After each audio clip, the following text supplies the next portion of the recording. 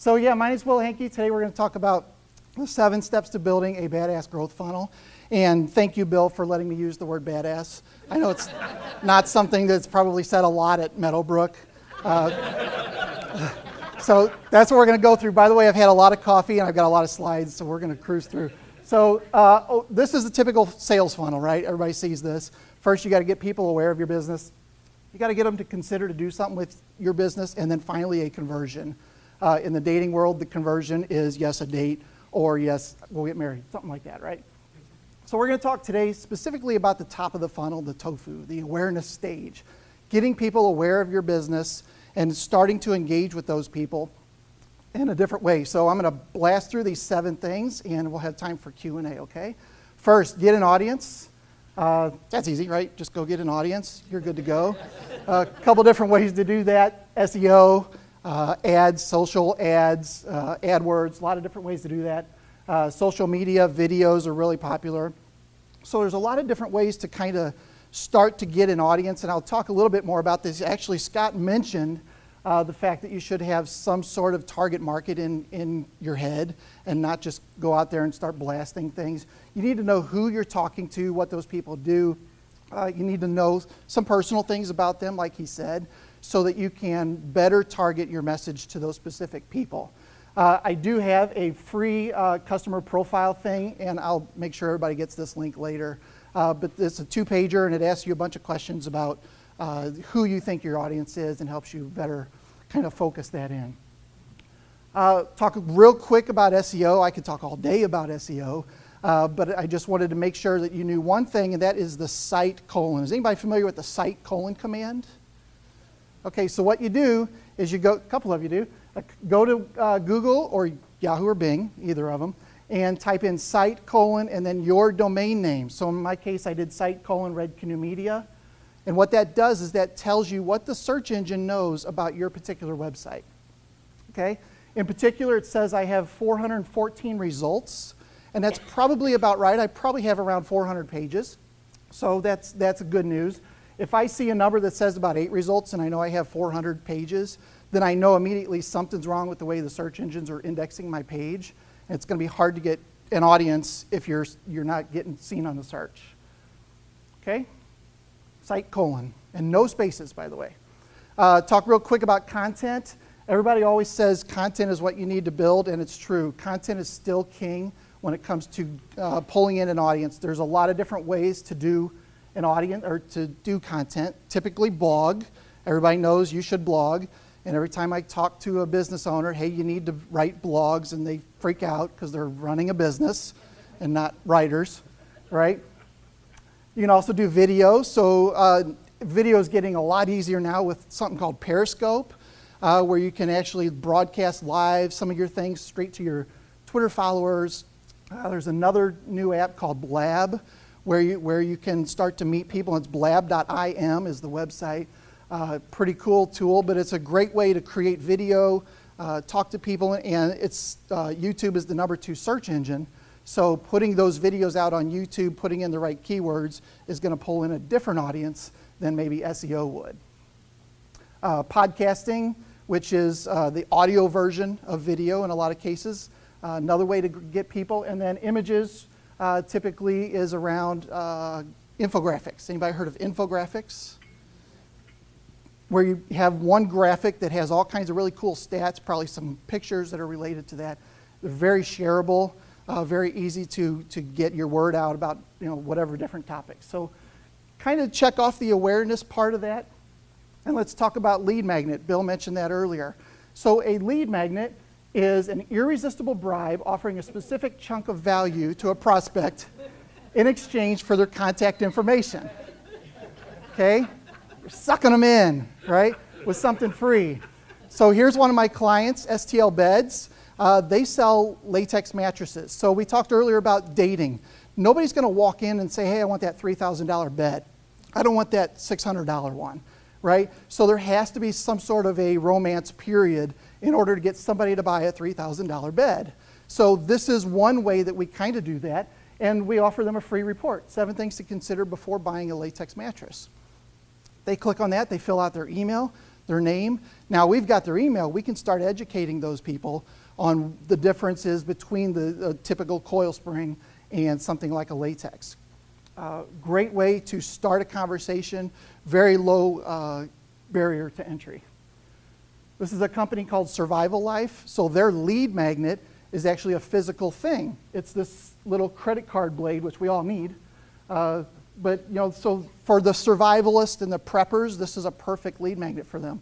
It may cost them 50 cents or $1 to create that or have that item built, but 50 cents for an email address from somebody who's interested in what you're trying to get is a pretty good deal.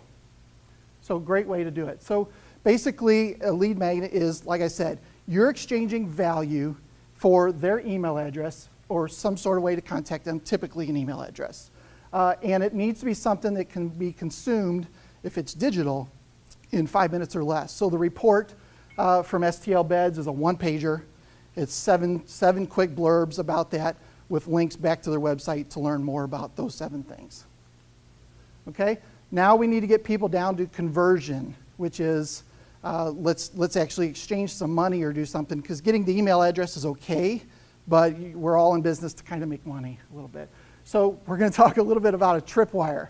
So a tripwire is offering something to those people that have already filled out your form, raised their hand, done something to say, I want to engage with your business in some way. I want to go on a date with you. Okay? Typically, it's an offer they can't refuse, right? Some low dollar thing. It's not free, by the way. And this is probably one thing I see a lot. Instead of offering a free consultation to people who have already raised their hand, offer them something very low but not free. It does a couple things. It gets into their head that they've exchanged money and received value, so they feel good about their business, or they feel good about you. It makes those future exchanges of money a lot easier to do. Okay? Another example of a tripwire is a printer here in town who offers free samples. So after they've downloaded whatever PDF he has, they're immediately offered this. Would you like to have us to send you some free samples? Only $7, which pretty much just covers his shipping. And typically printers have a lot of overruns anyway, so these things are just sitting around. So it gets an opportunity for him to exchange money for value once again. Okay? So we'll check off a little conversion, just so, and maybe made a couple dollars, maybe we broke even, that's okay. Number 4, nurture the relationship. So this is where we kind of start getting into things where we could use something like Market Volt system to, after we already have that email, start to segment those people into whatever different things, whatever lead magnets they took, and start to educate them. Same with the latex mattresses, for example. Here's a thing about why people don't like latex. Or here's an email about why you should consider the green industry in the first place, those sort of things. So lots of different ways to kind of start to automate things and nurture that relationship. So you're trying to get that second date, right? Number 5, over-deliver. This guy's doing a good job of that, right? Offer something like a free bonus, something they didn't expect to get. You didn't mention it, but hey, I wanted to go ahead and give you this. Maybe it's a webinar or something you typically charge for. Give that to them just as an extra free bonus. Once again, you're checking off another column in their head that this business is great to do business with, right? NHB Knife Works back there does free lifetime sharpening on every knife. That's pretty cool. So it's something extra. If you buy a knife at any time, you can send it back to them and they'll sharpen it right up for you. That's a pretty cool thing. So number 6, introduce your core sale. So the core sale is the thing you're trying to sell today, right? It's whatever your main service is. So by putting this as the number 6 step, now you've already warmed yourself up to these people. It's very likely that they can start to learn about these mattresses or your services or memberships or whatever it is that you're trying to get to. It makes that conversation a lot easier. Okay? By the way, if you're going to introduce it, don't do it this way. Not the right way to do it. Okay? There are ways to introduce your core offer by mentioning it, by doing different things. So, for example, action buttons. Calls to action on your website is a terrific way. to get people engaged or get them to do something else with your product. In your emails, make sure that you mention it and make sure that you give them a way to engage and start to get those core products. Okay, number 7, maximize the relationship. So once you have somebody kind of in your system and they've purchased, it's a lot easier to sell to somebody that's already doing business with you, right? So if they're already doing business, make sure that you maximize that. If you have any new offerings that come up, things of that sort. Same thing with e-commerce. You know, it would go great with this, what is it, a skirt? These amazing shoes, right? So upsell. Upsell is probably the sales word for this, right, Bill? Yeah. So, you know, make sure that you're not doing those things. Make sure that you're taking advantage of everything. Okay, and finally, 2 real quick comments. First of all, I struggle a lot myself with getting people into the funnel, or once I start getting a good amount of people in there that I forget to do that. I forget to keep that going. You know, so everybody feels good when they have people coming through the system and you kind of lay back or lay off of it, and then all of a sudden it's famine time and you're like, oh my God, I got to get people back into the top of the funnel again. So it's important to just keep that at top of mind, that you're always trying to do something to get new people into your funnel system. And secondly, automation. Scott mentioned earlier that automation can be very impersonal. So it's important that as you start to build these things out, that you definitely keep the personal side of things in mind, and that your brand is, reflected correctly, and that your emails that go out reflect, either you as a writer or your company and their mission statement. Okay, so recap. Hey, I blasted through that pretty good. Get an audience. Number 2, create a lead magnet, something short and simple that they can download or engage with you in some way. Offer a tripwire, which is where some sort of money is exchanged, and there's a psychological side to things. Number 4 is nurture that relationship. Start to educate those people about your industry or things related to that. Number 5, over-deliver. Make sure that you give them more than they expected to get. Number 6, introduce your core sale. And then number 7, maximize. Easy enough? All right. What questions you got? Angela? So in your case, you sell custom bags.